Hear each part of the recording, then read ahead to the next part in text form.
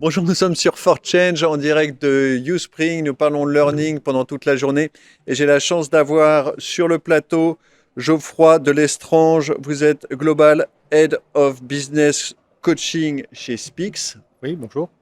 Bonjour Geoffroy, vous avez participé tout à l'heure à une conférence intitulée Les nouveaux standards pour accompagner les managers de proximité. J'étais étonné en fait de voir Spix sur cette conférence. Pour moi, Spix c'était des langues.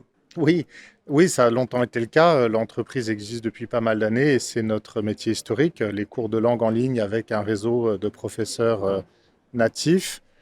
Mais depuis à peu près 2 ans, nous avons développé une nouvelle ligne de produit, le business coaching. Donc on reste sur notre savoir-faire historique qui est en fait de développer les compétences des collaborateurs dans le cadre d'un programme avec des ressources humaines via une plateforme et un réseau d'experts.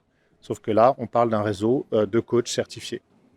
Toujours sur une plateforme, Toujours sur la même plateforme. toujours sur la même plateforme. Oui, Ce qui vous permet d'avoir plein de coachs. exactement. Donc on a à peu près 1000 coachs dans le monde entier aujourd'hui, tous les fuseaux horaires et une cinquantaine de langues.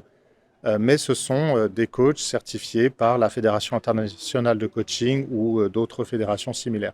Formidable. Alors maintenant, si on revient à l'intitulé de la conférence et à votre intervention, sans refaire toute la conférence, pourquoi est-ce que on a besoin de nouveaux standards pour accompagner les managers de proximité?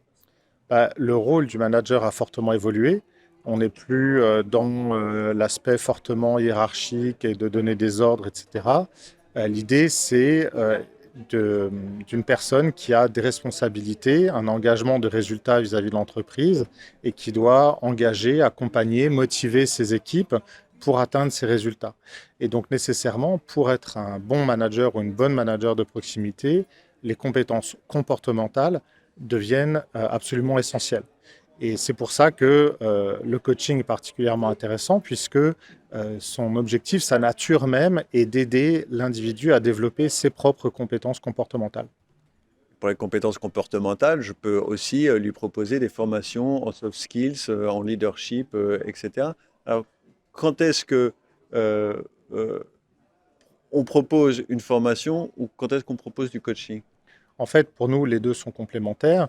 Si vous avez une personne qui est manager pour la première fois, il sera très utile de la former, de lui donner des outils pratiques sur comment mener un entretien de recrutement, comment donner du feedback à un collaborateur, etc. Tout ça est vraiment utile.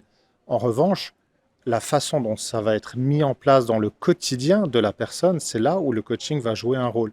Parce que si je dois, pour la première fois de ma vie, donner du feedback à un collaborateur qui aurait fait une erreur grave, eh bien, je suis bien content de pouvoir anticiper cette réunion et la préparer avec mon coach en disant, voilà, aujourd'hui, je veux me préparer à cet entretien, voilà la situation et voilà le résultat que j'attends de cette discussion. Et le coach ou la coach, avec les méthodes propres de questionnement du coaching, va m'aider à construire moi-même cette préparation pour cette discussion essentielle que je vais avoir avec mon collaborateur. Il apprend le feedback en formation et après ça, avec son coach, il voit comment appliquer cette formation au quotidien sur Voilà. des cas.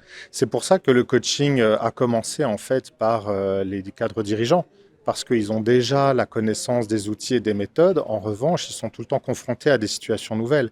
C'est pour ça qu'on a commencé par le coaching exécutif, mais maintenant, avec notamment toutes ces plateformes, le coaching est beaucoup plus accessible à l'ensemble de l'entreprise, ou en tout cas à des personnes clés, souvent les managers, mais ça peut être aussi des hauts potentiels, ça peut être aussi tous les personnels qui sont en lien avec les clients qui ont besoin de développer des compétences d'écoute active, de négociation, de résolution de conflits, etc.